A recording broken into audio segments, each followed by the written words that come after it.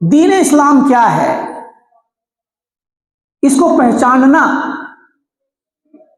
اور دین اسلام کے نام پر، دین کے نام پر جو خرافات، من گھڑت چیزیں، بدعات، اپنی خود ساختہ سوچ اور سمجھ جو نشر کی جا رہی ہے، پھیلائی جا رہی ہے، اس کو بھی پہچاننا تاکہ حق اور باطل اور صحیح اور غلط الگ الگ ہو سکے۔ سوال یہ ہے آخر اس کی ضرورت کیوں ہے؟ کیوں ہم چاہتے ہیں کہ ہم حق اور باطل کی تمیز کریں؟ ہم کیوں دوسرے لوگوں پر کلام کرنا چاہتے ہیں؟ ہم کیوں منحرف افکار کو، ایسی باتوں کو جو دین اسلام سے ہٹی ہوئی ہیں، ہم کیوں ان کے پیچھے پڑے ہیں؟ کیا یہ ہمارے لیے ضروری ہے جاننا؟ اللہ نحمده ونستعینه ونستغفره ونعوذ باللہ من شرور انفسنا ومن سیئات اعمالنا من يهده الله فلا مضل له ومن يضلل فلا هادي له واشهد ان لا اله الا الله وحده لا شريك له واشهد ان محمدا عبده ورسوله اما بعد فان خير الحديث كتاب الله وخير الهدي هدي محمد صلى الله عليه وسلم وشر الامور محدثاتها وكل محدثة بدعة وكل بدعة ضلالة وكل ضلالة في النار۔ اعوذ باللہ من الشیطان الرجیم، بسم اللہ الرحمن الرحیم۔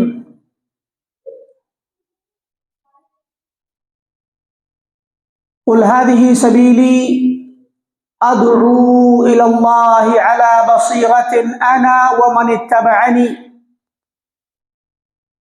وسبحان اللہ وما انا من المشرکین۔ وقال النبی صلی اللہ علیہ وسلم لا تزال طائفة من امتی ظاہرین علی الحق لا يضرهم من خذلهم ولا من خالفهم حتى يأتي امر الله وهم كذلك۔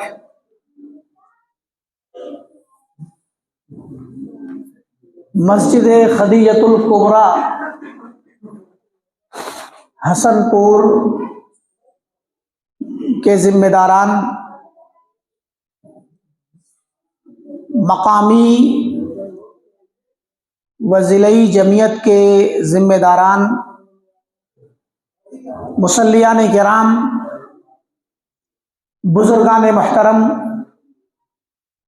نوجوان ساتھیوں، عزیز بچوں اور خواتین اسلام، سب سے پہلے اللہ رب العالمین کا شکر ہے کہ اس نے ہمیں اپنے اس مبارک گھر میں بیٹھنے اور اس کے دین کی کچھ باتیں سننے، سنانے اور سیکھنے، سکھانے کا موقع عنایت فرمایا۔ یقیناً یہ بڑی ہی مبارک محفل ہے۔ اللہ تعالیٰ اس محفل کو قبول فرمائے اور ہم تمام کی بخشش کا ذریعہ بنائے۔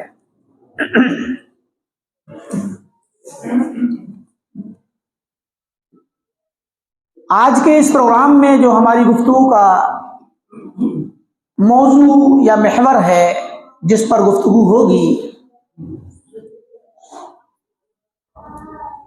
وہ ابتداً آپ یہ موضوع بھی مان سکتے ہیں جو یہاں لکھا ہے، توحید و سنت کی دعوت،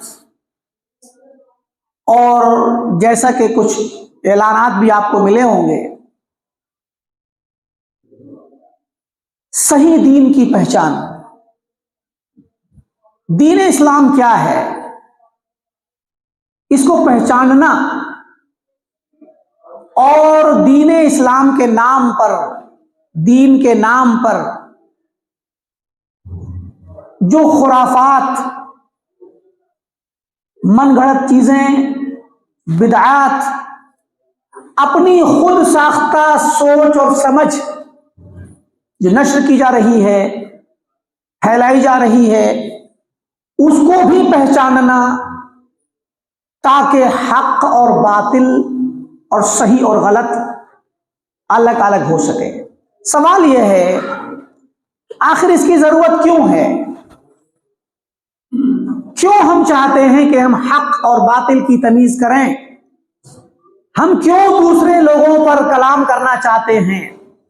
ہم کیوں منحرف افکار کو، ایسی باتوں کو جو دین اسلام سے ہٹی ہوئی ہیں، ہم کیوں ان کے پیچھے پڑے ہیں؟ کیا یہ ہمارے لیے ضروری ہے جاننا؟ یا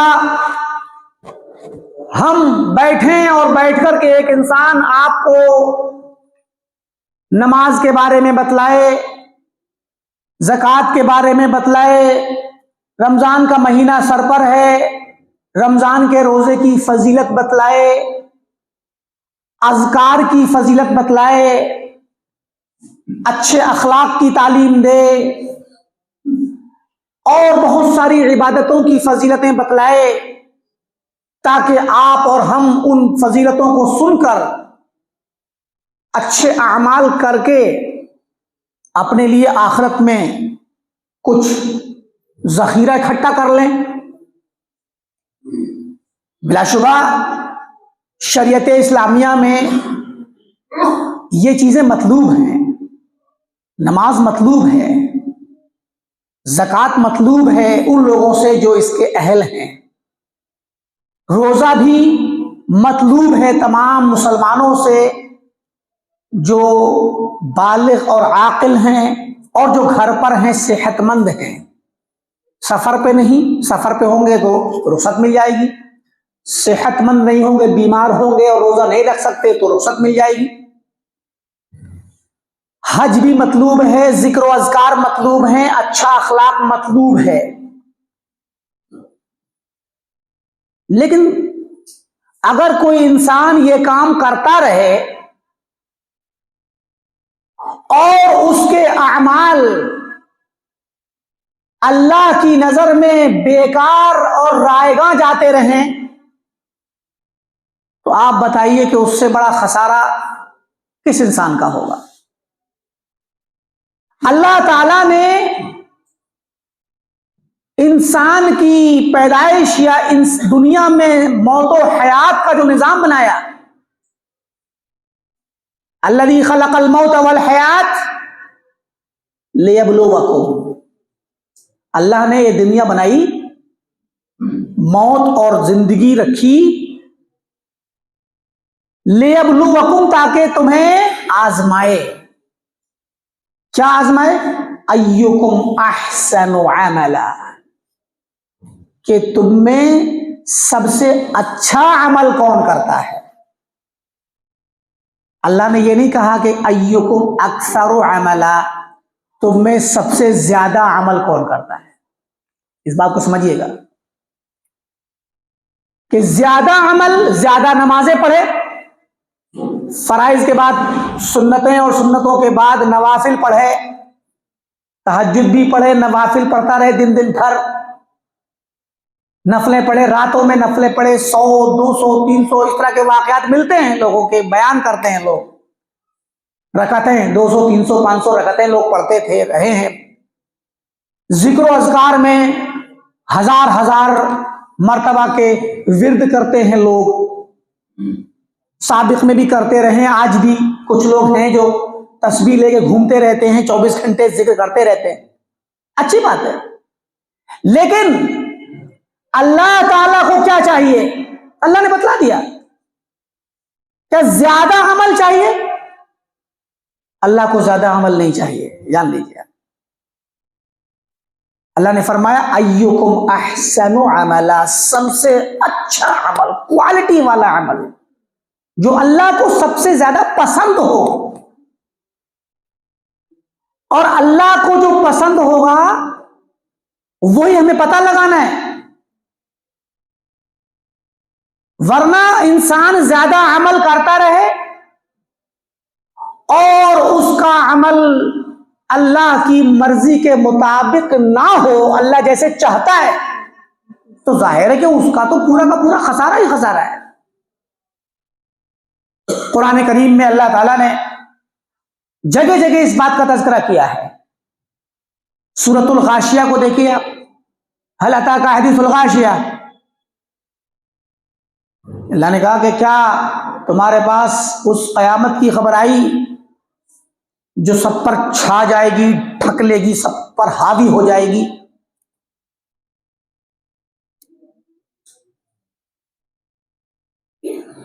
وجوہ یومئذ خاشعہ، اس دن بہت سے چہرے اللہ تعالی کے سامنے جھکے ہوئے ہوں گے، شرمسار ہوں گے، پچھتا رہے ہوں گے۔ ان کی آگے حقیقت بتلائی، عاملۃ ناصبہ، عاملہ، بڑے عمل کیے تھے، خوب عمل کرتے تھے دنیا میں، ناصبہ، اتنے عمل کیے کہ تھک گئے عمل کرتے کرتے۔ نصب کے معنی عربی کے تھکان کو کہتے ہیں، تو ناصبہ یعنی جو عمل خوب کرتے رہے، تھکے، کھڑے رہتے تھے، عمل کرتے رہتے تھے، اور وہ اعمال انہیں تھکا دیتے تھے، لیکن ان کا حشر کیا ہوگا؟ تصلی نارا حامیہ، دہکتی ہوئی آگ میں داخل ہوں گے۔ اب دیکھیے اعمال کیے ہیں، اور اعمال بھی اتنے کیے ہیں کہ کرتے کرتے تھک گئے، مگر حشر کیا ہوگا؟ ایک طرف تو ایک پچھتاوے میں، شرمندگی میں سر جھکا کے کھڑے ہوں گے، اور جب ان کا فیصلہ سنایا جائے گا تو اس کے بعد تصلی نارا حامیہ، جہنم میں داخل ہوں گے۔ اللہ نے فرمایا سورۃ الکہف میں، قل هل ننبئکم بالاخسرین اعمالا، کہہ دیجئے اللہ کے نبی صلی اللہ علیہ وسلم، کیا ہم تمہیں خبر دیں، بتلائیں ان لوگوں کے بارے میں جو بہت زیادہ خسارہ اٹھانے والے ہیں اعمال کے اعتبار سے، عمل کرتے ہیں بیکار ہے، رائے گاں ہے، کوئی شمار نہیں۔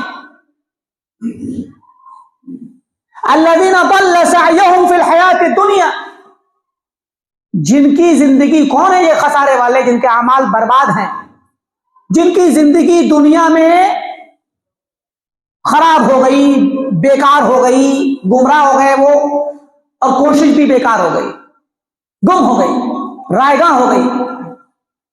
وَهُمْ يَحْسَبُونَ أَنَّهُمْ يُحْسِنُونَ صُنْعًا، جبکہ ان کا یہ حال ہے، وہ خود کے بارے میں یہ سمجھتے ہیں کہ ہم اچھا کام کر رہے ہیں۔ تو اللہ تعالیٰ نے گرچہ یہ آیت کفار کے حق میں نازل کی ہے، کفار کے متعلق بتلایا گیا ہے اس بات کو، لیکن حقیقت یہ ہے کہ جو شخص کافر ہے وہ بھی، اور جو کفر والوں کے طریقے پہ چل رہا ہے، کفر کی طرح سے کام انجام دے رہا ہے، کیونکہ ہر گناہ شریعت اسلامیہ میں کفر کی شاخ ہے، جان لیجیے آپ، ہر گناہ کفر کی شاخ ہے، اور ہر نیکی ایمان کی شاخ ہے۔ ایمان ایک درخت ہے، اس کی بہت شاخیں ہیں، شعبے ہیں اس کے، تو اس میں جو بھی آپ نیکی کرتے ہیں ان سے آپ کے ایمان کے درخت میں، آپ کی ایمانی زندگی میں پھل آتے ہیں، اور وہ درخت بھی مضبوط ہوتا ہے، پھلدار ہوتا ہے۔ اور گناہ یہ کفر کی شاخیں ہیں، اللہ کی نافرمانی یہ کفر کی، اب کوئی نافرمانی چھوٹی ہے، کوئی بڑی ہے، کوئی شرک تک پہنچتی ہے، کوئی کفر تک پہنچتی ہے، مگر سب ایک ہی سلسلے کی ہیں۔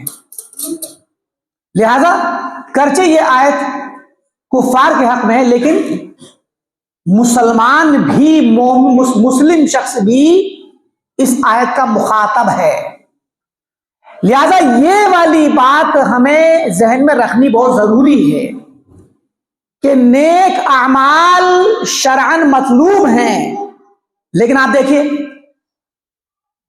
کوئی انسان اگر نماز پڑھنا چاہے، کوئی نماز پڑھنا چاہے اور اپنے طریقے سے پڑھے، خود سے کوئی طریقہ بنا لے اور پڑھے.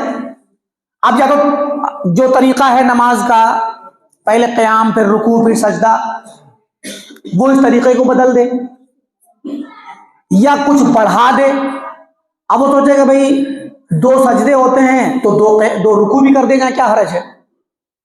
2 قیام کر دیتے ہیں، 2 قیام 2 رکوع 2 سجدے برابر ہو جائے گا. پہلے قیام کیا پھر رکوع کیا، اس کے بعد پھر قیام کیا پھر رکوع کیا، پھر 2 سجدے کر لیے.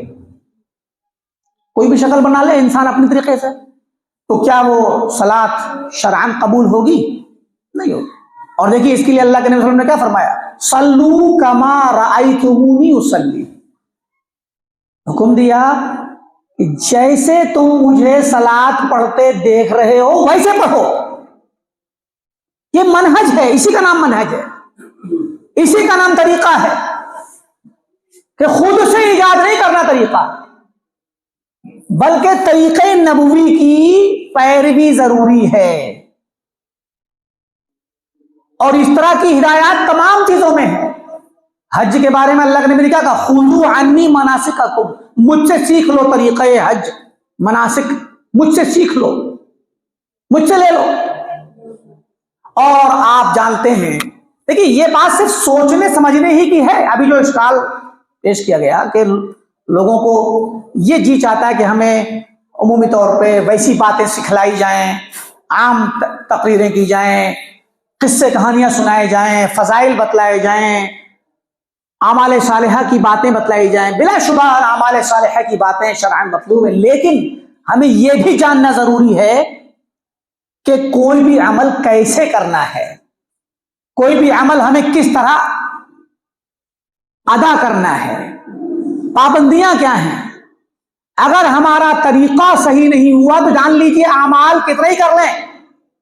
اہل علم کہتے ہیں، سلف کہتے ہیں کہ صاحب بدعت شخص، صاحب بدعت جو بدعت پر عمل کرتا ہو، بدعتی شخص کتنی ہی عبادت کر لے، کتنے ہی اعمال کر لے، وہ اپنے ان اعمال کے ذریعے اللہ تعالی سے دور ہی ہوتا رہتا ہے، دور ہوتا جاتا ہے. اسی لیے فرمایا کہ الاجتہاد الاقتصاد فی السنہ خیر من الاجتہاد فی البدعہ. سلف نے، ابن مسعود رضی اللہ تعالیٰ عنہ نے اور ان کے علاوہ دیگر صحابہ نے اور تابعین نے اس بات کی وضاحت کی. تھوڑا سا کچھ لوگ ادھر آگے آ جائیں، تو پیچھے بیٹھنے والوں میں شاید تنگی سی ہو رہی ہے. ادھر بھی آ جائیے، دائیں سائڈ پہ آ جائیے.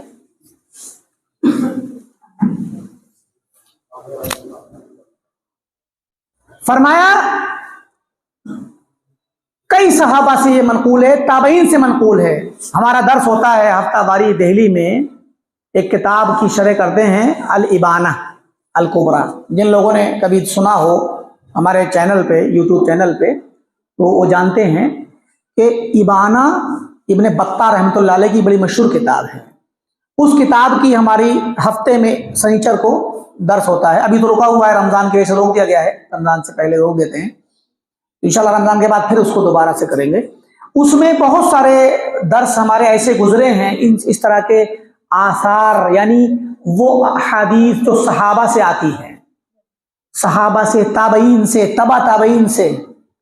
صحابہ کہتے ہیں ان لوگوں کو جنہوں نے نبی صلی اللہ علیہ وسلم کو حالت ایمان میں دیکھا اور ایمان پر ہی ان کا انتقال ہوا. کیونکہ کچھ لوگ ایسے بھی تھے جنہوں نے اللہ کے وسلم کو دیکھا لیکن مسلمان نہیں تھے، کچھ ایسے بھی تھے جنہوں نے دیکھا لیکن بعد میں مرتد ہو گئے. تو وہی لوگ صحابہ کہلائیں گے جنہوں نے حالت ایمان میں نبی صلی اللہ علیہ وسلم سے ملاقات کی اور ان کی وفات بھی ایمان پر ہوئی. وہ صحابہ ہیں. صحابہ کے بعد وہ لوگ ہیں جنہوں نے صحابہ کو دیکھا، وہ تابعین کہلاتے ہیں. اور تابعین کے بعد جو لوگ ہیں وہ تبع تابعین کہلاتے ہیں. یہ ایک سلسلہ ہے، تھوڑا سا ٹرمز ہے، میں کوشش کروں گا تھوڑا سا وضاحت کرنے کی. تو صحابہ، تابعین، تبع تابعین، انہی کے اقوال، انہی کی باتیں امام ابن بطہ اپنی کتاب میں ذکر کرتے ہیں. اور انہی کی باتوں سے ہمیں ہمارا منہج، ہمارا طریقہ، ہمارے لیے سنت کا راستہ، دین کا راستہ، ہمارا عقیدہ وہ بتلاتے ہوئے چلتے ہیں۔ اس کتاب میں بے شمار اس طرح کے آثار ہیں۔ آثار سے مراد، آثار ہم کہتے ہیں ان احادیث کو، ان اقوال کو جو عام طور پہ صحابہ سے آتی ہے، ورنہ حدیث نبوی کو بھی اثر کہا جاتا ہے، اللہ کے وسلم کی حدیث کو بھی اثر کہہ سکتے ہیں، اور صحابہ کے اقوال کو بھی، لیکن زیادہ تر صحابہ اور سلف سے جو اقوال ملتے ہیں انہی کو آثار کا لفظ بول دیا جاتا ہے۔ آثار کا مطلب ہوتا ہے ان کے اقوال ذری، ان سے ملنے والی باتیں، صحابہ سے اور تابعین سے، سلف سے ملنے والی باتوں کو آثار کہتے ہیں۔ تو بہت سارے آثار و اقوال یعنی باتیں نقل کی ہیں اس معنی میں کہ اقتصاد فی سنہ یا الاقتصاد فی السنہ، انسان سنت کے راستے پر ہو اور میانہ روی پر ہو، بہت زیادہ عبادتیں نہ کرنے والا بھی نہیں ہے اور کم کر کے چھوڑنے والا بھی نہیں، بیچ بیچ میں ہے، فرائض پڑھ لیتا ہے، سنت النبی پڑھ لیتا ہے، بہت زیادہ نوافل نہیں پڑھتا، جو فرائض ہیں وہ ادا کرتا ہے اور سنتیں ہی پڑھتا رہتا ہے۔ تو یہ ہو گیا کیا نام ہے، درمیانہ روی اختیار کرنے والا۔ فرمایا کہ سنت کی راہ پر چلتے ہوئے آپ میانہ روی، درمیانی راہ پر چلیں، انداز آپ کا ایسا ہی ہو، بہت زیادہ عبادت میں غلو کرنا، زیادتی کرنا، بہت سارے جذباتی ہو کر کے عبادتیں کرنا، یہ طریقہ نہ ہو۔ کہا یہ میانہ روی بالکل ضروری چیزیں پڑھ کے آپ چھوڑ دیجیے، یہ بہتر ہے، خیر من اجتہاد فی البدع، کہ بدعت میں رہتے ہوئے انسان خوب کوششیں کرے، محنتیں کرے اور خوب نوافل پڑھے، دین کے لیے خوب آگے آگے رہے، اس سے بہتر ہے کہ سنت پہ رہو اور کم ہی کرو۔ کم سے مراد بالکل ضروری چیزیں کر لو، کافی ہے۔ کیوں؟ کیونکہ بدعت پہ رہ کے جتنے بھی کام کرو گے بیکار ہیں، کوئی قبول نہیں ہوگا، سب پھینک دی جائیں گے، رد کر دی جائیں گے۔ اب ایک بات، حدیث الفاظ حدیث کیا ہے نا، من عمل عملا لیس علیہ امرنا فہو رد، جس انسان نے ایسا کام کیا جس پر ہماری مہر نہیں، نبی صلی اللہ علیہ وسلم فرماتے ہیں جس کام پر ہماری مہر نہیں، ہماری تصدیق نہیں، ہمارا امر نہیں، وہ کام رد کر دیا جائے گا، رد، مردود ہے، وہ اس کو اٹھا کے پھینک دیں گے۔ اب ایک آدمی بدعت کے راستے پر چل کر بدعت والے کام کرے، اس بدعت کے راستے پر رہتے ہوئے بدعت والی عبادتیں کرے گا تو کتنا ہی عبادت دیکھنے میں تو لگے گا کہ بہت بڑا اللہ والا ہے، لیکن ایسے لوگوں سے گھبرانا نہیں چاہیے، مرعوب نہیں ہونا چاہیے، کیونکہ یہ اگر کسی کی عبادت، کسی کی تقریر، کسی کی تحریر، کسی کی تدبیر، کسی کی تنظیم، کسی کی کوششیں اور کسی کا ایک بڑا سیٹ اپ کتاب و سنت کے مطابق نہیں ہے تو اسے مرعوب ہونے کی ضرورت نہیں، کوئی ضرورت نہیں مرعوب ہونے کی۔ کتنا ہی بڑھیا بولتا ہو، کتنا ہی اچھا لکھتا ہو، کتنے ہی زیادہ آج کے زمانے کی ٹرم میں دیکھا جائے تو فالوورز بہت ہیں، ملینز میں فالوورز ہیں، اور کتاب و سنت کے مطابق نہیں ہے آپ کی بات تو آپ کی بات کا کوئی اعتبار نہیں ہے۔ ہر چیز کو کتاب و سنت کے میزان میں تولا جائے گا، اور کتاب و سنت کے میزان میں بھی تولنے کے ساتھ ساتھ ہمیں سلف سے تصدیق کرانی ہوگی، صحابہ سے تصدیق کرانی ہوگی، صحابہ کے میتھڈ سے، صحابہ کے طریقے سے۔ اب دیکھیں یہ والی بات شاید آپ کو یا بعض لوگوں کو نئی لگتی ہو، ورنہ حقیقت میں یہ نئی نہیں ہے۔ ابھی مولانا نے اس بات کی طرف اشارہ کیا کہ ہم صلاۃ میں، نماز میں سورۃ الفاتحہ پڑھتے ہیں، ہر رکعت میں سورۃ الفاتحہ پڑھی جاتی ہے۔ سورۃ الفاتحہ میں منہج سلف کی دعوت دی گئی ہے، اہدنا الصراط المستقیم، دعا کرتے ہیں کہ اللہ ہمیں صراط مستقیم کی ہدایت دے۔ یہ صراط مستقیم کتاب و سنت ہے، کیونکہ صراط مستقیم جو ہے، جو قرآن میں ہے وہ صراط ہے، وہی سیدھا راستہ ہے، جو حدیث میں ہے وہ سیدھا راستہ ہے۔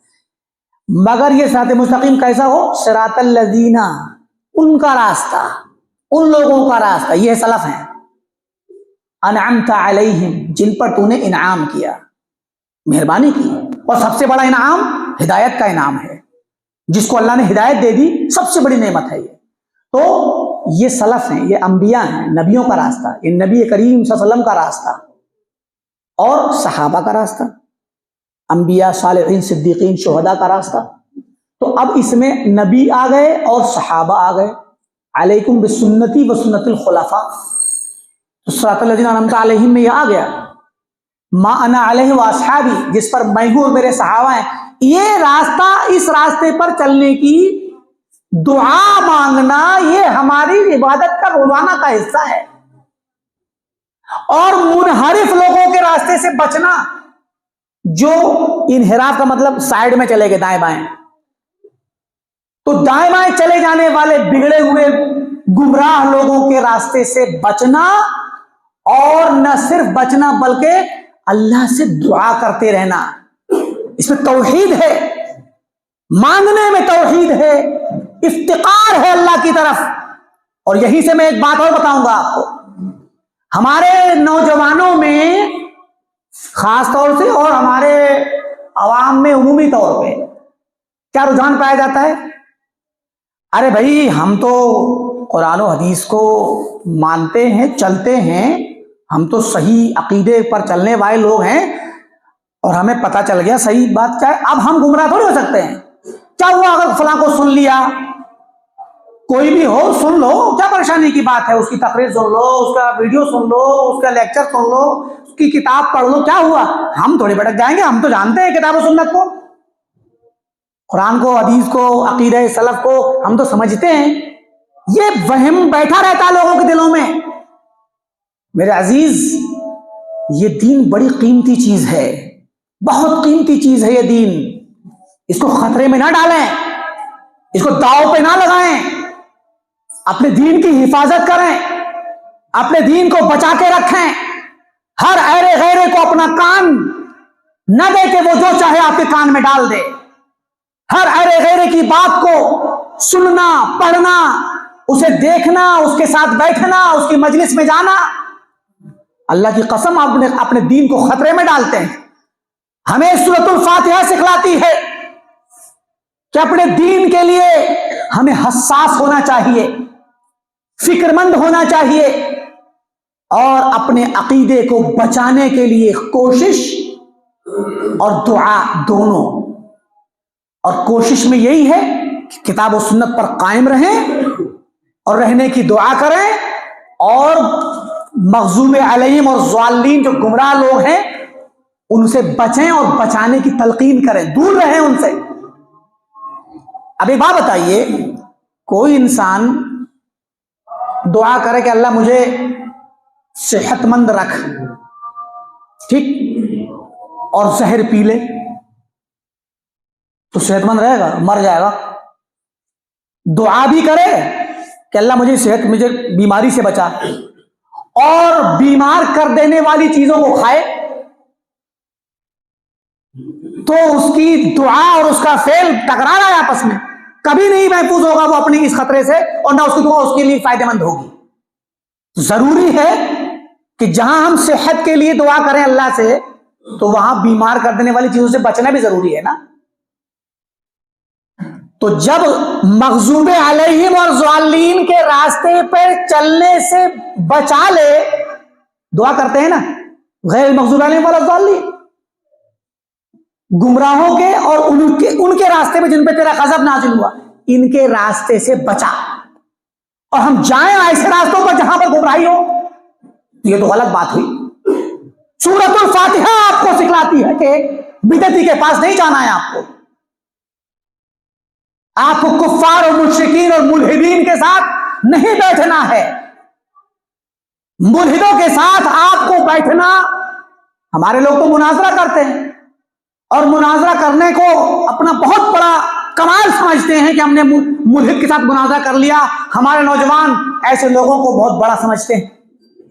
میرے عزیز، آپ نے ایک ملحد کو مناظرے کے ساتھ بیٹھ کر کے دعوت دے کر کے حقیقت میں اس ملحد کی تکریم کی، اس کو وہ مقام دیا جس کا وہ مستحق نہیں تھا۔ ملحد کا مقام تو یہ ہے، اسلامی نظام اگر ہو، اسلامی حکومت ہو، تو ملحد کا مقام تو یہ ہے کہ الحاد کی وجہ سے، زندیقیت کی وجہ سے اس کو اسلامی حکومت گرفتار کر کے جیل میں ڈالے، اس سے توبہ کروائے، کاؤنسلنگ کرے، توبہ کروائے، توبہ نہ کرے تو اسے قتل کیا جائے۔ مرتد کی سزا قتل ہے، مگر کب؟ جو شخص دین اسلام چھوڑ دے، مرتد ہو جائے، تو مرتد ہونے کے بعد اس کو گرفتار کرے گی گورنمنٹ، قاضی اس پر اپنا فیصلہ سنائے گا اور اس کی کاؤنسلنگ کی جائے گی، اس کو اس کے شبہات دور کیے جائیں گے، اس کے دماغ میں جو خرابیاں اور جو شبہات بیٹھے ہیں ان کو ازالہ کیا جائے گا، حجت قائم کی جائے گی اس پر۔ حجت تمام کرنے کے بعد اس سے توبہ قبول کرنے کا مطالبہ کیا جائے گا کہ آپ توبہ کر لو اپنے اس کام سے۔ اس کے باوجود وہ نہیں مانتا ہے تو اسے اسلامی گورنمنٹ قتل کرے گی۔ مرتد کی سزا قتل ہے۔ ایسے انسان کی، ٹھیک ہے ہمارے ملک میں گرچہ اسلامی نظام نہیں ہے، لیکن کیا اللہ کے نبی صلی اللہ علیہ وسلم نے فرمایا من رأى منکم منکرا فلیغیرہ بیدہ، تم میں سے جو شخص کسی منکر کو دیکھے تو اپنے ہاتھ سے روکے۔ یہ تو گورنمنٹ کرتی ہے، جیسے بھی بتایا کہ پکڑے گی اور گرفتار کرے گی، توبہ کرائے گی۔ فَإِن لَمْ يَسْتَطِعْ فَبِلِسَانِهِ، اگر سزا نہیں دے سکتا، ہاتھ سے نہیں روک سکتا، تو زبان سے اس کو منع کرے، روکے۔ اور یہ بھی نہیں کر سکتا تو دل میں برا جانے، اور دل میں برا جاننا بھی ایمان کا سب سے کمتر اور چھوٹا درجہ ہے۔ اب ایسے انسان کو ہم قوت کے ساتھ تو نہیں پکڑ سکتے، کیونکہ ہمارا ملک دوسرے انداز کا ہے، سیکولر ہے، جمہوری ہے، اسلامی نظام یہاں نہیں چلتا۔ زبان سے منع کرنے کا مطلب اس پر تردید ہے، اس کی بدعت کو، اس کے الحاد کو رد کیا جائے گا، اس کی جو بھی باتیں ہیں، جو شبہات ہیں، ان کے متعلق اس کی غلطیوں کو بتا کر کے، اس کے انحراف کو ظاہر کر کے حق کو واضح کیا جائے گا، مگر وہ اس قابل نہیں کہ وہ ہمارے ساتھ بیٹھے۔ اس سے نفرت کی جائے گی، اسے لوگوں کو نفرت دلائی جائے گی، لوگوں کو دور کیا جائے گا۔ جو انسان قتل کا مستحق ہے اسلامی حکومت میں، تو اسلامی حکومت ہی تو آپ اس کو ساتھ میں بٹھا کر کے تکریم کریں گے اس کی۔ ایسے لوگوں کا مقام یہی ہے کہ ان سے نفرت کی جائے، ان لوگوں پہ رد ضرور کیا جائے گا، جو بھی شبہات اس نے چھوڑے ہیں ان پہ رد کیا جائے گا، مناظرہ نہیں کیا جائے گا۔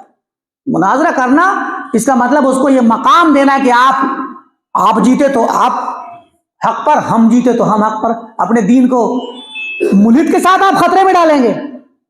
بھائی مناظرے میں تو جو جیتے گا وہی نا، جو غالب آئے گا وہی تو جیتتا ہے۔ تو آپ خود بتائیے کہ اسلام کا اور کفر کا مناظرہ ہو سکتا ہے؟ توحید اور شرک، توحید اور الحاد مناظرہ ہو سکتا ہے؟ مناظر کا مطلب ہوتا ہے دو لوگ بالکل ہم پلہ برابر، لہذا اس کو مناظرے کے لیے قبول کرنا ہی آپ کی پہلی ہار ہے، پہلی ہار ہے آپ کی۔ اس پر آپ تردید کرتے رہیں، کوئی مسئلہ نہیں۔ مناظرہ کبھی حالات ایسے آ جاتے ہیں ضرورت کے وقت، جب ضرورت پڑ جائے، مثلا وہ ضرورت کب پڑتی ہے؟ اہل علم نے کہا، سلف نے کہا کہ وہ ضرورت تب پڑے گی جب بادشاہ وقت ہی مناظرے کا حکم دے دے۔ جب بادشاہ حکم دے گا، آپ جانتے ہیں کہ اسلامی تاریخ میں مناظرے کب شروع ہوئے؟ جب امام احمد بن حنبل رحمۃ اللہ علیہ کے ساتھ خلق قرآن کا مسئلہ پیش آیا۔ قرآن کریم کو مخلوق کہتے تھے، یہ ایک علمی مسئلہ ہے، ہم تفصیل میں نہیں جائیں گے۔ بہرکیف تو اتفاق سے بادشاہ وقت بھی معتزلی ہو گیا تھا۔ معتزلی کا مطلب یہ کہ اللہ تعالیٰ کی صفات کا انکار کرنے والا، قرآن کو مخلوق کہنے والا، کلام کو مخلوق کہنے والا فرقہ تھا، تو اسی کے ساتھ میں یہ بھی معتزلی اور جہمی ہو گیا تھا، جہم بن صفوان کے منہج پر آ گئے تھے. تو یہ خود بلا کر علماء کو کہتا تھا آؤ مناظرہ کرو ہمارے عالم سے. تو پھر سلف، علماء سلف جو ہے مناظرہ کرتے تھے. سمجھے کہ نہیں؟ کیونکہ اب ظاہر ہے کہ بادشاہ کا حکم ہے، اس کا حکم بھی ماننا ضروری ہے. اور چونکہ اس لیول پہ جب پریشانی آ جاتی ہے تو امت کے لیے بہت بڑی ایک چیلنج والی بات ہوتی ہے، امت کے لیے پریشانی کی بات ہوتی ہے، دلوں میں پریشانیاں ہوتی ہیں، تو ان پریشانیوں کو دور کرنے کے لیے مناظرہ. تو یہ بہت مخصوص حالات ہوتے ہیں جہاں پر ضرورت قصویٰ آ جائے تب مناظرہ کیا جاتا ہے، ورنہ ایسے ہی چلتے پھرتے کسی سے مناظرہ کریں. امام مالک کے پاس ایک آدمی آیا، اس نے کہا کہ آپ مجھ سے مناظرہ کر لیجئے. امام مالک نے کہا تو کیا ہوگا پھر؟ بولے اگر میں جیتوں گا تو آپ میری بات مان لینا، آپ جیتیں گے تو میں مان لوں گا آپ کی بات، اور آپ کے مذہب کو میں اختیار کر لوں گا. امام مالک نے کہا چلو مان لیا کہ تم جیت گئے تو میں تمہاری بات آج مان لوں گا. کل کو دوسرا انسان آئے جو تم سے بھی زیادہ اچھا ذہین اور فطین ہو اور مناظرے میں حجت پیش کرنے کی صلاحیت رکھتا ہو، اور وہ کل اس سے میرا مناظرہ اور وہ جیت گیا، تو پھر کیا کروں گا؟ تمہیں کل اس کی بھی بات ماننی پڑے گی. تو تمہاری بات غلط ثابت ہو جائے گی، اس کی بات صحیح ثابت ہو جائے گی. تو ایسے ہر بار جو نیا انسان آئے گا وہ مجھ سے مناظرہ کرے گا اور میں نئے والے انسان کی بات مانتا رہوں، روزانہ دین بدلوں گا اپنا. کیا دین اسی کام کا رہ گیا ہے کہ اس کو مناظرے کے مقابلے میں جو جیت گیا بس اسی کی بات مانو اور دین وہی ہے؟ دین قال اللہ و قال رسول کا نام ہے، اللہ اس کے رسول کے احکام کا نام دین ہے. مجھے میرا دین پتا ہے، تو شک میں ہے تو آ بیٹھ میرے پاس، میں تجھے سکھاتا ہوں. لہذا سلف کبھی بھی مناظرہ بدعتیوں سے، مناظرہ تو بہت دور، بدعتوں کی بات ہی سنتے تھے، بدعتیوں کی بات سننا گوارا نہیں کرتے تھے سلف. یہ تفصیل دوسرے موقع پہ انشاءاللہ. تو مراد یہ ہے کہ کوئی بھی اس طرح کی باتیں کرنے والا شخص سماج میں جب پیدا ہوگا اور اپنی باتیں پھیلائے گا، چاہے وہ الحاد ہو، چاہے وہ کفر ہو، چاہے وہ شرک ہو، چاہے وہ بدعت ہو، ایسے لوگوں کے ساتھ ہمارا کیا اسٹینڈ ہوگا، ہمارا کیا رویہ ہوگا، یہ چیزیں ہمیں یہ سورۃ الفاتحہ سکھلاتی ہے. سورۃ الفاتحہ بتلاتی ہے کہ ایسے لوگوں سے دور رہو. ہمیں اپنے دین کو خطرے میں نہیں ڈالنا چاہیے. اب ظاہر ہے کہ سورۃ الفاتحہ کیا آپ کو سکھائی گئی ہے؟ صرف ہمیں سکھائی گئی ہے آج کے زمانے کے لوگوں کو؟ صحابہ سے یہ چلی آ رہی ہے. اللہ کے نبی صلی اللہ علیہ وسلم نے بھی پڑھی ہے سورۃ الفاتحہ. خود انبیاء ایسی دعائیں کیا کرتے تھے. ابراہیم علیہ السلام دعا کرتے تھے کہ وَجْنُبْنِي وَبَنِيَّ أَن نَّعْبُدَ الْأَصْنَامَ، کہ اللہ مجھے اور میرے بچوں کو بتوں کی عبادت سے بچا لے. آپ دیکھیے ابراہیم علیہ السلام سے بڑا کوئی شرک سے بچنے والا ہوگا، توحید پہ چلنے والا ہوگا؟ قرآن کریم نے ان کو اعزاز سے نوازا ہے. ان ابراہیم کان امۃ قانتا للہ حنیفا وما کان من المشرکین، بعض جگہوں پہ ولم یکن من المشرکین. تو ابراہیم علیہ السلام کے لیے یہ اعلان کیا گیا جگہ جگہ کہ حنیف تھے. وہ حنیف کسے کہتے ہیں؟ حنیف کہتے ہیں شرک اور کفر سے منہ موڑ کے توحید پر چلنے والا. تو ابراہیم علیہ السلام کو اللہ تعالیٰ نے حنیف کہا. ملت ابراہیم کو ملت حنیفیہ کہا، الحنیفیت السمحہ کہا اللہ کے نبی نے اس دین اسلام کو. دین حنیف ہے یہ دین اسلام، دین حنیف ہے. اور دین حنیف کا مطلب ہے کہ ایسا دین جو خالص توحید پر قائم ہے، شرک اور کفر سے ہٹ کر کے. تو ابراہیم علیہ السلام جو امام الحنفاء ہیں، امام الموحدین ہیں، توحید پہ چلنے والے، قیامت تک آنے والے تمام لوگوں کے امام ہیں. وہ وَاتَّبِعْ مِلَّةَ ابراہیم حنیفا، اللہ تعالیٰ نے حکم دیا اللہ کے نبی محمد عربی صلی اللہ علیہ وسلم کو کہ پیروی کرو، اتباع کرو ملت ابراہیم کی. ابراہیم السلام کی ملت کی، ان کے دین کی، جو دین حنیف ہے.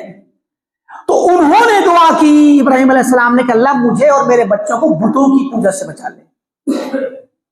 کیا مطلب ہے کہ کبھی بھی انسان کا ایمان خطرے میں پڑ سکتا ہے. کوئی موحد، کوئی صاحب توحید، کوئی شخص اپنے بارے میں یہ نہ سوچے کہ اب میں یقین کے مرحلے کو پہنچ گیا، پختگی کے مقام تک پہنچ گیا، اب میرے یہاں کوئی خرابی نہیں، کیا ہوا میں نے فلاں کو سن لیا، فلاں کو سن لیا، ارے یہ سب بزدل لوگ ہیں، یہ علماء بلا وجہ کی باتیں کرتے ہیں، ڈراتے ہیں، کیا ہو گیا اگر ہم نے فلاں کو سن لیا. میرے عزیز، آپ کے دین کو کون انسان کہاں سے چرا لے گا؟ کون شخص آپ کے منہج میں کہاں سے نقب زنی کر دے گا؟ آپ کے پاس اس کا علم نہیں، آپ نہیں پتہ لگا پائیں گے اور آپ کا دین و منہج چوری ہو جائے گا. کیونکہ آپ کا منہج اور آپ کا عقیدہ سب سے عزیز ترین ہے. اپنے عقیدے کی حفاظت کریں، اپنے دین کی حفاظت کریں. یہ دین، یہ عقیدہ، یہ سلفیت، یہ اہل حدیثیت، یہ کتاب و سنت، یہ منہج سلف، یہ تنہا آپ کا خصوصی امتیاز ہے. آپ کے پاس یہ جو منہج ہے یہ بڑی قیمتی چیز ہے. اس کو چرانے کے لیے، اس کو لوٹنے کے لیے، اس کو اچکنے کے لیے چاروں طرف سے حملے ہو رہے ہیں، ہر طرف سے. اور آپ اور ہم آج کل خاص کر سوشل میڈیا کے اس دور میں چاروں طرف ادھر ادھر ہاتھ منہ مارتے ہوئے چلتے ہیں. کسی کا بھی میسج آئے، کسی کا بھی لنک آئے، کسی کا بھی ویڈیو آئے، کسی کی بھی ریل آئے، بس اس کو سننا شروع. میرے عزیز، اپنے دین کو بچانا بہت ضروری ہے. سورۃ الفاتحہ کے علاوہ آپ دیکھیں، میں نے خطبہ مسنونہ پڑھا روزانہ، ہر ہفتے جمعہ کے دن آپ یہاں منبر پہ خطبہ سنتے ہیں. الحمدللہ نحمدہ ونستعینہ ونستغفرہ ونعوذ باللہ من شرور انفسنا ومن سیئات اعمالنا من یہدہ اللہ فلا مضل لہ. سب کا ترجمہ نہیں کروں گا. اللہ کے رسول فرماتے ہیں من یہدہ اللہ فلا مضل لہ، جسے اللہ ہدایت دے اسے کوئی گمراہ نہیں کر سکتا. ومن یضلل فلا ہادی لہ، اور جسے اللہ تعالیٰ گمراہ کرے اسے کوئی ہدایت نہیں دے سکتا. یہ پہلا اصول. کیا مطلب؟ اس کا مطلب یہ ہے کہ ہدایت اللہ کے ہاتھ میں ہے، کسی کے اپنے چاہنے سے نہیں ملتی، کسی کی اپنی جاگیر اور وراثت نہیں ہے. ہدایت اللہ کے ہاتھ میں ہے. اگر اللہ سے تعلق ہمارا مضبوط رہا، جیسے کہ شروع میں کہا الحمدللہ نحمدہ ونستعینہ، ہم اللہ کی تعریف کرتے ہیں، نستعینہ اس سے مدد مانگتے ہیں، وَنَعُوذُ بِاللَّهِ مِن شُرُورِ أَنفُسِنَا اپنے نفس کے شر سے اللہ کی پناہ طلب کرتے ہیں. تو اللہ سے مدد اور اپنے نفس کی شر سے اللہ کی پناہ. ہمارا نفس ہمیں کب بہکا کے لے جائے شہوت کے راستے پر، تباہ ہو جائیں، شہوت کے ساتھ ساتھ شبہات کے راستے پر برباد ہو جائیں، تو ہدایت سے بھٹک سکتے ہیں. اسی لیے کہا کہ جس کو اللہ ہدایت دے گا وہی ہدایت پہ رہے گا، جس کو اللہ ہدایت پر برقرار رکھے گا وہی ہدایت پر بچا رہے گا، اور جسے اللہ تعالیٰ چھوڑ دے گا بے سہارا، اسے کوئی نہیں سہارا دے سکتا. اور آگے کیا کہا؟ اما بعد فإن خیر الحدیث کتاب اللہ. یہ ہے منہج اہل سنت والجماعت، منہج اہل حدیث، منہج سلف. خیر الحدیث کتاب اللہ، سب سے بہتر بات کتاب اللہ. کوئی بھی انسان بات کرے، اگر کتاب اللہ کی بات ہے تو بہتر ہے اور قبول ہے. اگر قرآن کی بات ہے تو قبول ہے، کیونکہ بہتر بات ہے. قرآن کی ترجمانی ہو، قرآن کی تفسیر ہو، قرآن کے ہی معنی کے درمیان سے بات کہی جا رہی ہو، کوئی بات نہیں ہے، اسی کی وضاحت ہو. تو قرآن سب سے بہتر کتاب. وخیر الہدی ہدی محمد صلی اللہ علیہ وسلم، اور سب سے بہتر طریقہ، ہدی کے معنی طریقہ، طور طریقہ، سنت، سب سے بہتر طریقہ زندگی، طرز زندگی، لائف سٹائل، سب سے بہتر ہدی محمد صلی اللہ علیہ وسلم، اللہ کے نبی کا طریقہ، کتاب و سنت۔ اور اسی کے ساتھ جوڑ دیا وَشَرَّ الْأُمُورِ مُحْدَثَاتُهَا، سب سے بدترین معاملات، محدث، نئے نئے جو دین کے نام پر ایجاد کر لیے جائیں، محدث، نئی باتیں،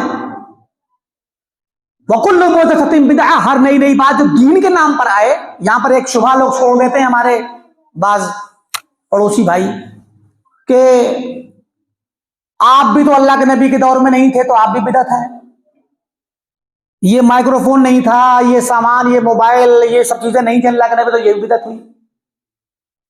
یہ شبہ بچکانہ بات ہے یہ بھائی، اللہ کے نبی صلی اللہ علیہ وسلم نے فرما دیا من احدث فی امرنا، ہمارے امر دینی میں، ہمارے امر میں، ہمارے دین میں جو نئی چیز آئے گی، دین کے نام پر، دین کی شکل میں، جو چیز نئی ہے مگر دین کی شکل میں ہے وہ بدعت ہے، لہذا یہاں پر شبہ نہیں آنا چاہیے۔ تو آپ نے ہر خطبے میں آپ سنتے ہیں کہ ہر نئی چیز بدعت، ہر بدعت گمراہی، ہر گمراہی جہنم میں لے جانے والی۔ بھائی یہ منہج سلف اور یہ کتاب و سنت اور بدعت، کتاب و سنت کی دعوت اور بدعت سے بچانا، بدعت سے ڈرانا، یہ ہر خطبے میں آپ سنتے ہیں ہفتے میں، اور اسی منہج سلف کی اور توحید کی دعوت روزانہ آپ 5 وقتہ صلوات میں سورۃ الفاتحہ کی شکل میں آپ اس کو دہراتے ہیں اور اس کو پڑھتے ہیں، سمجھتے ہیں۔ فرق صرف اتنا ہے کہ ہم چونکہ عجمی ہیں، ابھی ہمارے فیصل صاحب نے اللہ جزائے خیر دے ان کو جو باتیں کہیں قرآن کے متعلق، کہ ہم تو قرآن سمجھ کے پڑھتے نہیں نا، اور نہ ہم پڑھنا اور سمجھنا اپنی ضرورت یا اپنا فرض سمجھتے ہیں۔ میرے عزیز ایک بات جان لیجئے، دین اسلام کا علم سیکھنا ہر مسلمان پہ فرض ہے۔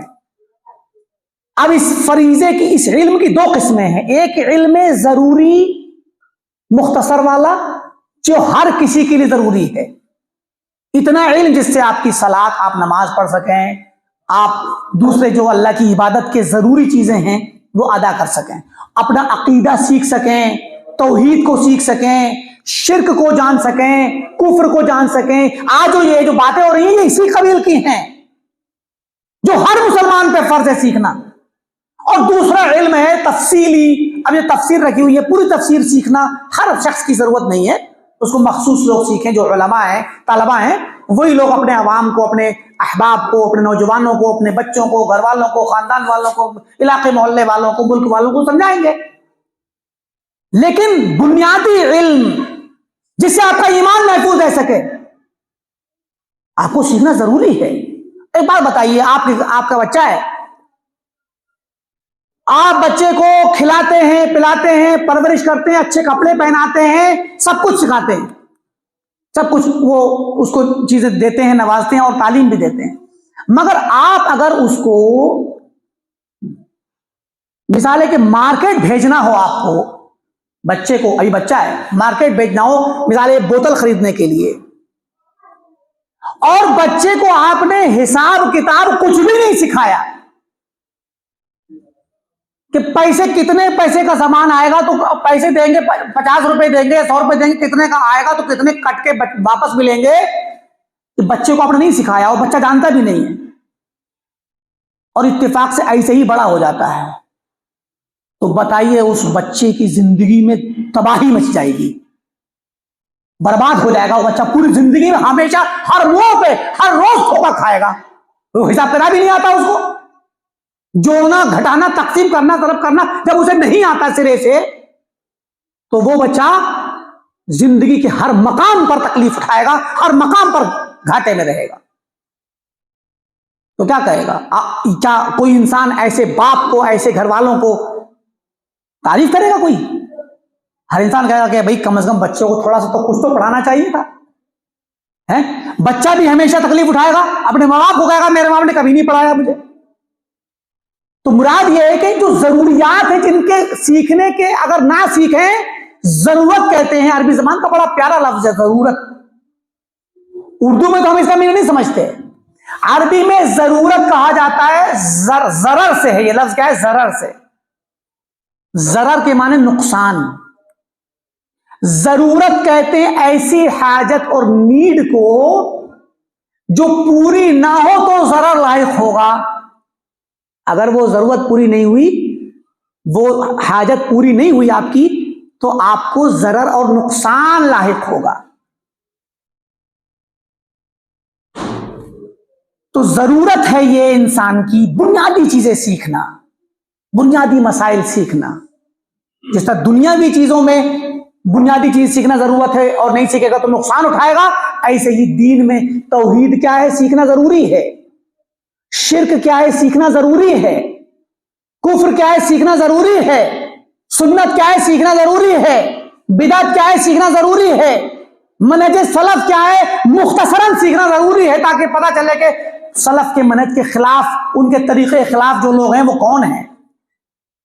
عمر بن خطاب رضی اللہ عنہ کا مشہور قول ہے, پہلے بھی آپ نے سنا ہوگا. انہوں نے فرمایا کہ تنقض عر الاسلام عروۃ عروہ, اسلام کے کڑے, اس کی کڑیاں ایک ایک کر کے ٹوٹ جائیں گی, بکھر جائیں گی, یعنی اسلام دھیرے دھیرے ختم ہو جائے گا. اذا نشأ فی الاسلام من لا يعرف الجاہلیہ, جب اسلام میں ایسی نسلیں آ جائیں, ایسے بچے, ایسی نسلیں پیدا ہو کر بڑی ہو جائیں جو جاہلیت کو نہ جانتی ہوں. زمانے جاہلیت کیا تھا, عرب لوگ کون کون سی عادات و اخلاق میں, کون کون سے اعتقادات میں, کون کون سی خرافات میں مبتلا تھے, کن چیزوں کا اسلام نے مقابلہ کیا. اگر ہم نے جاہلیت کو نہ جانا, ہم نے شرک کو, کفر کو نہ جانا, تو اسلام پھر دھیرے ختم ہو جائے گا. کیوں؟ کیونکہ آپ اسلام میں اور کفر میں تمیزی ختم ہو جائے گی.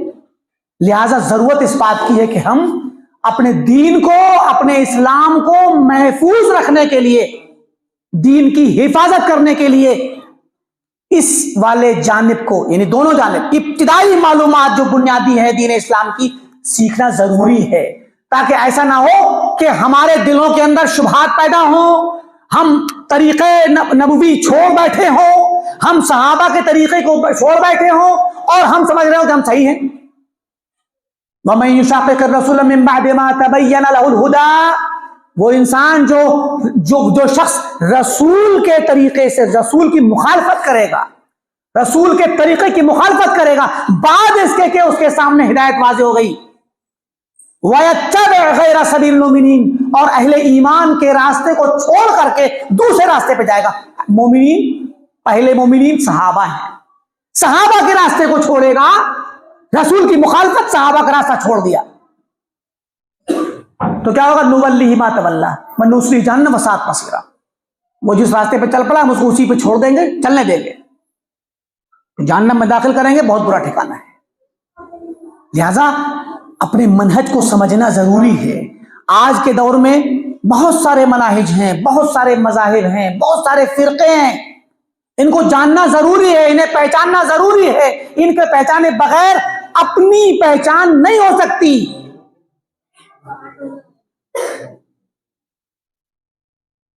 وہ کہتے ہیں, عربی شاعر کہتا ہے کہ عرفت الشر لا للشر ولکن لتوقیہ, ومن لا يعرف الشر من الخیر یقع فیہ, کہ شاعر کہتا ہے کہ میں نے شر کو سیکھا, برائی کو سیکھا, برائی کیا ہے جانا, اس کو پہچانا میں نے برائی کو.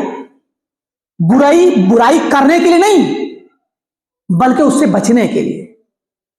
تو شرک کو سیکھنا ضروری ہے, شرک کرنے کے لیے نہیں, شرک سے بچنے کے لیے. کفر کو, بدعت کو, اہل بدعت کے راستے کو سیکھنا ضروری تاکہ اس سے بچ سکیں. وَمَن لَا يَعْرِفُ الشَّرَّ مِنَ الْخَيْرِ يَقَعْ فِيهِ, اور جو شخص شر کو نہیں پہچانتا خیر سے الگ کر کے کہ شر کیا ہے, یقع فیہ, تو اس میں وہ واقع ہو جاتا ہے. شر کو نہیں جانیں گے, شر میں واقع ہو جائیں گے. اب ہم یہاں پر بیٹھے ہیں فرقوں کو جاننے یا فرقوں کا مختصر تعارف لینے کے لیے، حالانکہ یہ موضوع تو بہت طویل ہے، اس سلسلے میں گفتگو بہت لمبا وقت چاہتی ہے، فرقے چونکہ بہت ہیں، لیکن مختصراً میں بتلا دوں کہ ہمارا مقصد کیا ہے، ہم کیوں فرقوں کو یا منحرف افکار کو کیوں پڑھنا چاہتے ہیں، ہمیں کیوں جاننا چاہیے، کیوں سیکھنا چاہیے۔ ایک تو وجہ سمجھ میں آ گئی آپ کو عمومی طور پہ، تاکہ ہم اس سے بچ سکیں، تاکہ ہم ان فرقوں میں انہیں پہچان لیں گے۔ اگر منحرف فرقوں کو، منحرف افکار کو اور دین اسلام سے، توحید سے اور سنت سے ہٹے ہوئی جو فکریں اور جو بھی تنظیمیں ہیں، جماعتیں ہیں، اگر ان کو پہچان لیں گے تو ان سے ہمارا بچنا آسان ہوگا۔ ایک اور ہم نے وجہ بتائی شروع میں کہ حق و باطل میں تمیز کرنا ضروری ہے۔ تو حق و باطل میں تمیز کرنا ضروری اسی لیے ہے تاکہ حق کے نام پر باطل کا چورن نہ بیچا جائے، حق کا لیبل چڑھا کر کے ڈپلیکیٹ سامان مارکیٹ میں نہ بیچا جائے، اوریجنل سامان پتہ ہونا چاہیے۔ اوریجنل آپ جانتے ہیں بہت سی چیزیں ہوتی ہیں لوگ خریدتے ہیں، بھائی گھی آج کے دور میں، دودھ، شہد، کچھ چیزیں ایسی نا جن میں تو ملاوٹیں کر دی جاتی ہیں، تو لوگ بتاتے ہیں نا کہ اصلی شہد کیسا ہے، اصلی گھی کو پہچاننے کا طریقہ کیا ہے، اصلی دودھ کو پہچاننے کا طریقہ کیا ہے۔ اوریجنالٹی پتہ لگانا ضروری ہے، ورنہ فیک چیزیں، ملاوٹ والی چیزیں آ جائیں گی اور آپ کا عقیدہ خراب ہو جائے گا، آپ کا منہج خراب ہو جائے گا، آپ کی عبادت خراب ہو جائے گی۔ تو حق و باطل میں تمیز کرنا ضروری ہے تاکہ جو اصلی حق ہے، اوریجنل دین اسلام ہے، حقیقت امر میں، عرض واقع میں جیسا نازل ہوا تھا، جیسا آیا تھا، ویسا محفوظ رہے اور معروف رہے تاکہ اس پہ عمل کرنا آسان ہو، اور اس کے بالمقابل جب دوسری چیز پتہ چل جائے گی تو اس سے بچنا آسان ہوگا۔ اور اس سب پرکریا اور اس سارے پروسیجر کے بعد، حق و باطل کی تمیز کے بعد، آپ کو پتہ چل جائے گا کہ اللہ کے نبی صلی اللہ علیہ وسلم نے جو یہ خوشخبری دی تھی، کہ ایک پیشین گوئی بھی کی تھی کہ اس امت میں بہت سارے فرقے بنیں گے، 70 سے زائد ہو جائیں گے، 73 فرقے بن جائیں گے، جماعتیں بن جائیں گی، تو یہ گروہ فرمایا کلھا فی النار، سب کے سب جہنم میں جانے کے مستحق ہوں گے، الا واحدہ، مگر ایک ایسا ہوگا جو نجات پائے گا اور جنت میں جانے کا مستحق ہوگا۔ تو اس تمام پروسیجر کے بعد جب آپ پڑھ لیں، سمجھ لیں اور جان جائیں ان کی حقیقت کو، تو آپ کے لیے یہ پہچاننا آسان ہوگا کہ کون سا پھر وہ گروہ ہے، کون سی وہ جماعت ہے جو حقیقت میں فرقہ ناجیہ اور نجات پانے والی جماعت کہلائے جانے کی مستحق ہے، آپ کو پتہ چل جائے گا۔ اور ہمارا پورا سماج اس کے ذریعے، بہت اس پرکریا کے ذریعے جب ہم اپنے بچوں کو سکھائیں گے، اپنے بچوں کے درمیان، اپنے گھروں میں یہ موضوع بنانا چاہیے، ہمارے نوجوانوں کا، شادی شدہ لوگوں کا، ہمارے سماج کے بڑے لوگوں کا فرض ہے کہ وہ اپنے بچوں کے درمیان بیٹھ کر کے انہیں توحید کا تعارف کرائیں، حلقہ بنائیں گھر میں، انہیں بچوں کو توحید کا میننگ سکھلائیں اور توحید کے برخلاف شرک کا معنی بتلائیں، انہیں سنت کا میننگ بتلائیں اور بدعت کی تعریف اور تعارف کروائیں، اور انہیں اہل سنت اور سلف صالحین کا تعارف کروائیں اور اہل بدعت کے متعلق انہیں ڈرائیں۔ یہ ہمارا فرض ہے، اور اللہ کی قسم اگر ہم نے اپنے گھروں کے اندر اپنے بچوں کے درمیان بیٹھ کر ان لفظوں کو استعمال کرنا شروع کر دیا تو آپ کے بچوں کے دلوں میں اور ذہنوں میں ہمیشہ کے لیے یہ الفاظ بیٹھ جائیں گے، تو انہیں توحید اور سنت کا جب نام یاد ہوگا تو آگے پہچان بھی کرنا آسان ہوگی۔ حفاظت ضروری ہے۔ آج کا دور، آج کا زمانہ، ہمارا معاشرہ الحاد کی طرف جا رہا ہے، ارتداد کی طرف جا رہا ہے۔ ہمارے نوجوان، ہماری نوجوان بچیاں، کالجوں میں پڑھنے والے، سماج کے سوشل میڈیا کے پلیٹ فارموں پر ایکٹیو یہ نوجوان طبقہ اپنی شہوت کے نتیجے میں، اپنی خواہشات کے نتیجے میں، دنیا طلبی کے نتیجے میں دنیاوی مقاصد کی خاطر اپنے دین سے ہاتھ دھو کر کے غیروں کے ساتھ کو لیتا ہے. اس کا علاج بڑے ہونے کے بعد بہت مشکل ہے. بچپن میں آپ کو چھوٹے بچوں کو تربیت کرنی ہوگی، توحید کی محبت ڈالنی ہوگی، شرک کی نفرت ڈالنی ہوگی دلوں میں، اسلام کی محبت، آخرت کی محبت، آخرت کی تڑپ، آخرت کا خوف، آخرت کا لالچ، جنت کا لالچ، جہنم کا خوف، اور اس دنیا میں آنے کا مقصد بتلانا ہوگا. جب چھوٹے نوخیز بچوں کو آپ بتلائیں گے، جنت کی نعمتوں کا بتلائیں گے، جہنم کے عذاب کا بتلائیں گے، صحابہ کے واقعات سنائیں گے، مکہ میں ہونے والے ظلم و ستم کی کہانیاں سنائیں گے بچوں کو، تب جا کے ان کا ایمان مضبوط ہوگا، تب جا کے ہم اپنے معاشرے کو محفوظ کر پائیں گے. آج کے اس دور کے اس الہادی سیلاب سے، ورنہ وہ دن بعید نہیں کہ ہمارے معاشرے میں، ہمارے گھروں کے اندر یہ سیلاب گھس جائے گا اور گھر گھر کے اندر اس طرح کے حالات آئیں گے. اللہ تعالیٰ حفاظت کرے. ضرورت ہے پہچاننے کی، الہاد کو، شرک کو، کفر کو، بدعت کو، اہل بدعت کو پہچاننے کی ضرورت ہے. اور ان فرقوں کو پڑھنے کا مقصد یہ بھی ہوتا ہے کہ جو لوگ غلط قسم کی افکار میں مبتلا ہیں، انحراف کا شکار ہو گئے ہیں، ان کو بتلا دیا جائے، ان پر حجت تمام کر دی جائے، ان کے شبہے کو ختم کر کے ان پر یہ نصیحت کر کے حق واضح کر دیا جائے کہ تم جس راستے پر ہو وہ غلط ہے، اس کو پہچانو، تاکہ کل قیامت کے دن ان کے پاس کوئی عذر نہ ہو. اور آخری جو دیکھا جائے تو ایک بڑا مقصد وہ یہ کہ پورے سماج کے ساتھ یہ خیر خواہی ہے. اگر ہم کسی فرقے کو تنقید کر کے اس کے متعلق کلام کر رہے ہیں تو اس کا مقصد غیبت نہیں ہے.